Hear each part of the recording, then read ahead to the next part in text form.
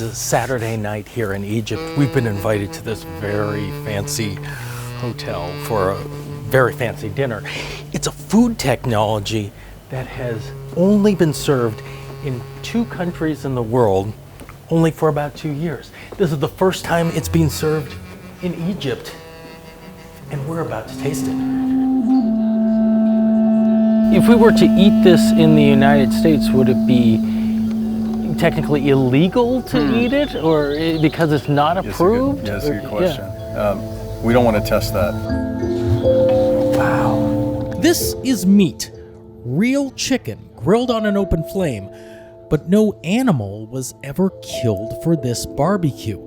The meat was grown from a single cell in a giant steel tank in Singapore. The science is complicated, but the company tells us they feed the cells with amino acids, wait for a bit, and then scoop out real chicken meat. So this right here is version 3. You guys are the first table to try it too. Josh Tetrick is the charismatic CEO of the company that makes good meat. Chicken meat grown in a lab and not on the bones of a living bird. You consider yourself a vegan, but you eat this. Yeah. How are you a vegan? We need a new term for it. Whatever they call themselves, there are very few people who eat this way.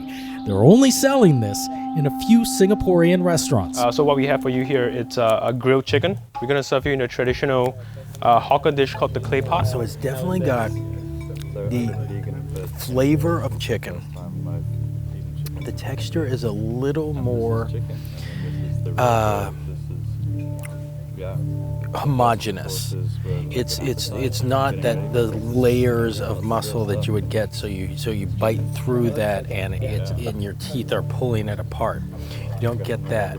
And it tastes more like chicken than plant-based or anything. This is meat-based. So I'm eating meat from an animal that kind of never existed in the first place. There are 2 things necessary to keep us from 1.5 degrees. Transition very quickly away from fossil fuels, and we got to move away from farming animals. You would know, how much Yeah. does agriculture actually contribute to the amount of carbon that we're putting into the atmosphere? My recollection is about 10 to 12% of the total carbon emissions in the world. How do you transform these systems so that they produce less carbon dioxide, they use less fuel, they produce less methane? And there's a lot of really great thinking and creativity in that space right now. There's other companies. Over 95 companies in the space.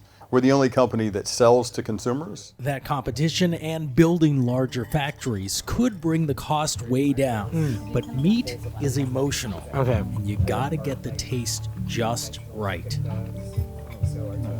When you add the rest of it to the chicken, I think your brain is tricked.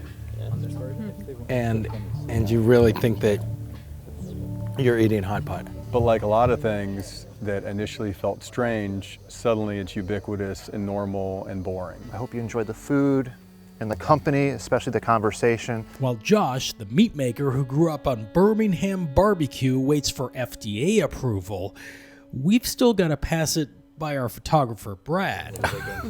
It's a little like Thanksgiving. Yeah, maybe it's a little more turkey than chicken. Cutting emissions without cutting an animal. In Sharm El-Sheikh, Dave Malkoff, The Weather Channel. COP27, our planet, our future.